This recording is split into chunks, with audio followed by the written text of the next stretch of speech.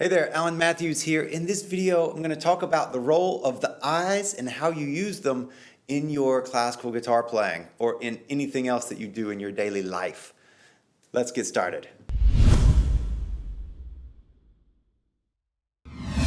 The eyes are a funny thing. We don't really give too much thought to how we're actually using our eyes and the muscles around our eyes, but it actually has a massive effect on how we perceive the world and how we learn and what parts of our brain and our subconscious we bring to bear to whatever it is that we're doing. So, quick science lesson to kick us off here. In our eyes, we have rods and cones. You might have learned about this in school. Well, the cones, what they do is that they work on pin spot vision. So whenever we are looking at a note on a page, then we are using our pin spot vision. If you look at the tip of my finger right now, or you just look at my face, you're using your pin spot vision. Well, that activates, it mainly is associated with the left brain. The left side of the brain deals with logic and math and language, all this. So it's tied to your internal dialogue. So if you're talking to yourself, that's a left brain thing. If you're calculating, if you're using any sort of logic, it's very linear in its thought. Now the rods, on the other hand, there's way more of them in the eye because they take in all the periphery. And if you can actually play with this now, notice how much you can see on the edge of your periphery. I'll still be here, of course, but just as you keep your eyes forward, notice all the way around you, how far can you see above you, below you, to the sides.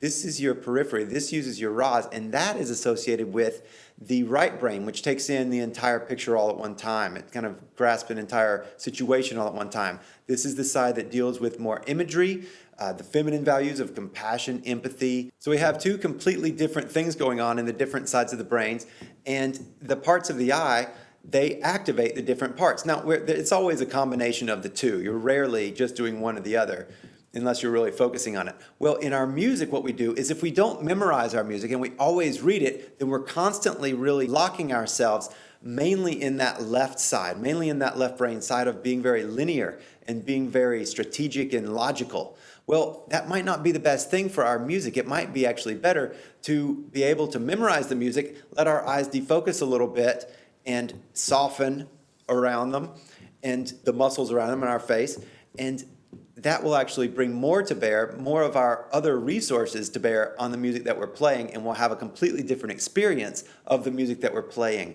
As well as that, it's just very practical because whenever you go to your periphery vision, whenever you soften your eyes, then what happens is that the muscles all in your face, they relax, which relaxes your shoulders and your whole body, and it's just, The pin spot vision, the hard vision, concentrating. This is really, I am concentrating on this.